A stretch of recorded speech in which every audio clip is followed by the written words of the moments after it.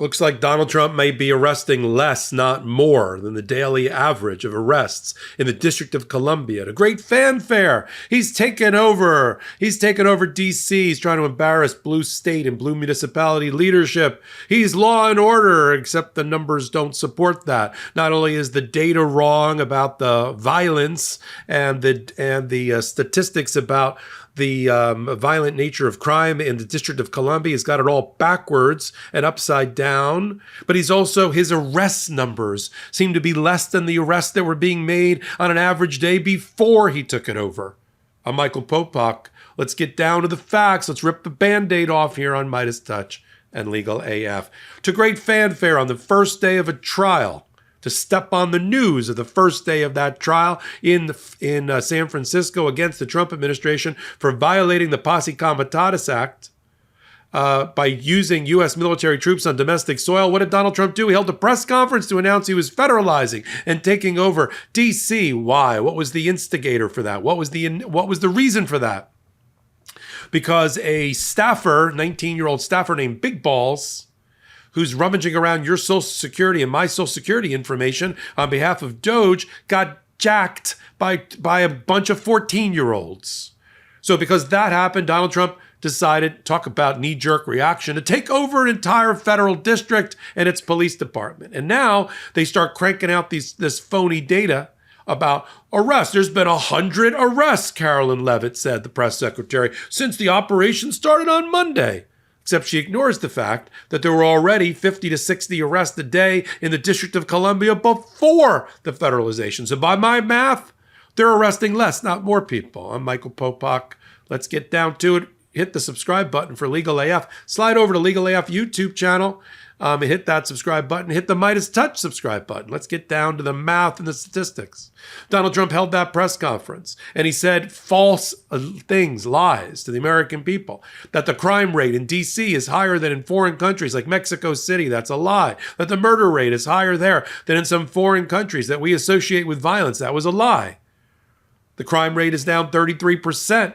Violent crime rate down 30% in the District of Columbia, having nothing to do, in fact, in spite of Donald Trump, not because of it, because of what he has done to foment discontent in this country and cause and create atmospheres where people take to the streets and use violence because they're running out of hope. That's a Donald Trump problem.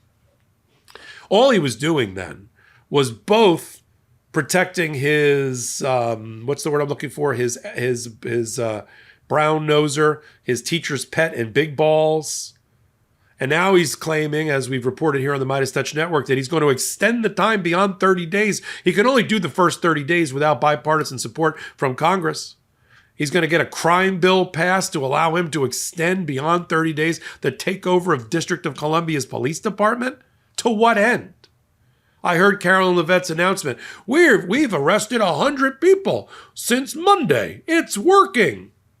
Except she always leaves out the data points that show that that's false. That if you're arresting, do the math, Carolyn, if you're arresting 50 to 60 people a day before the takeover, and you're talking about 3.5 full days, then your arrest would have to be north of 180 arrests, not 100, in order for you to justify the takeover. Isn't that right?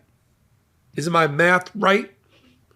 So what we're trying to do here, as the Democrats, led by Chuck Schumer, said over his dead body, they're going to fight tooth and nail any kind of bill. The question is Donald Trump, who all he's continuing to do is to back Democrats into a corner to make it look like we're against law and order. I am not against law and order.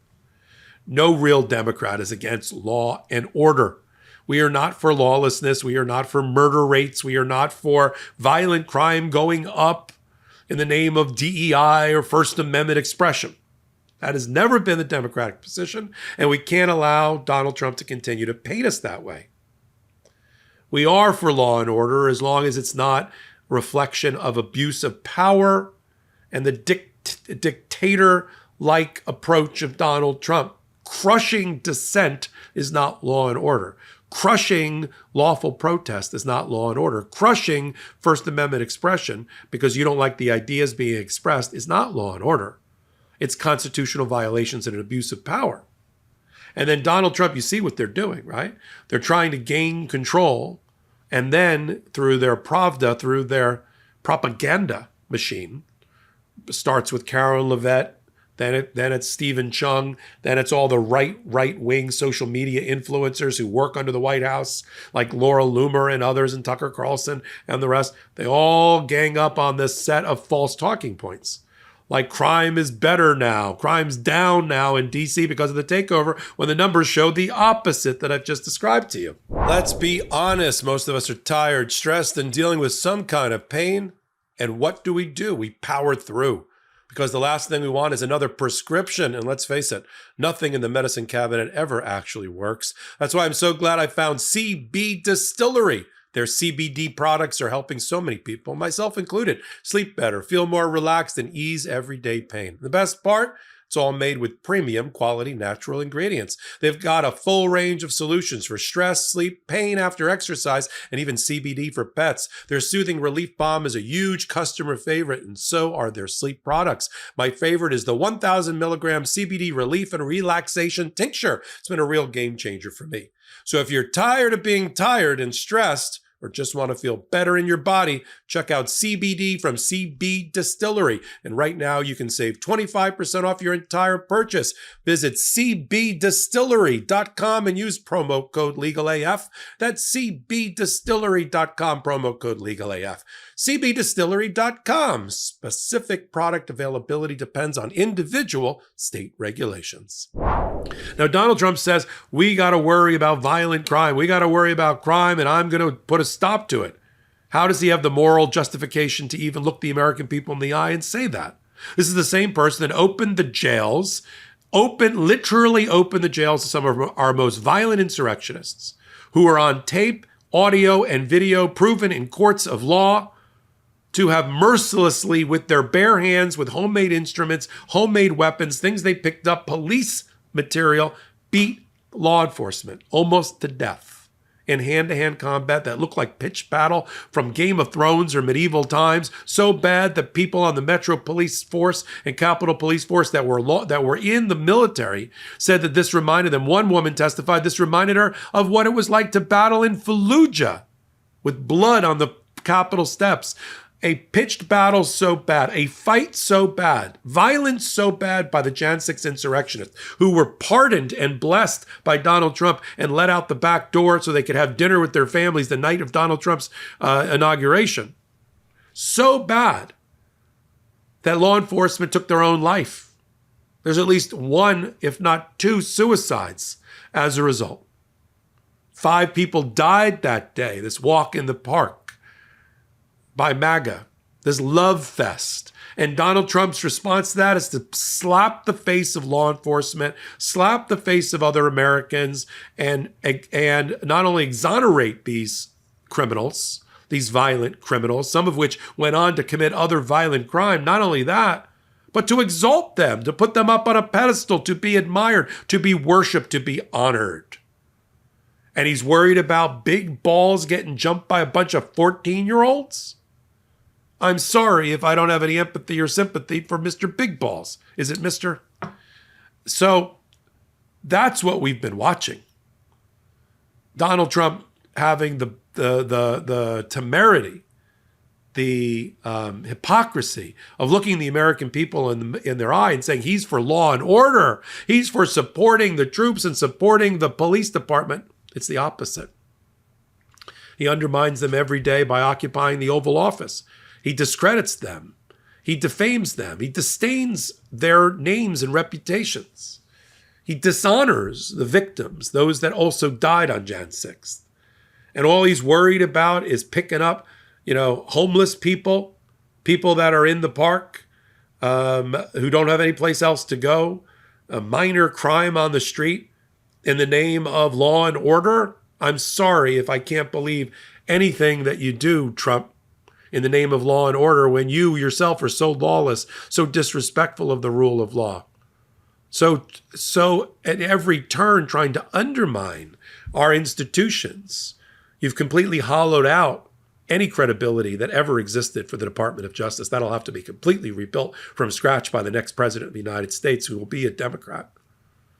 You've completely dishonored and hollowed out the proud reputation that what once was held by the Federal Bureau of Investigation, by the Central Intelligence Agency, by the national security apparatus, by the intelligence community, by the Secretary of State and the State Department, of any shred left, and there isn't any, of respect and integrity among our diplomatic missions and councils.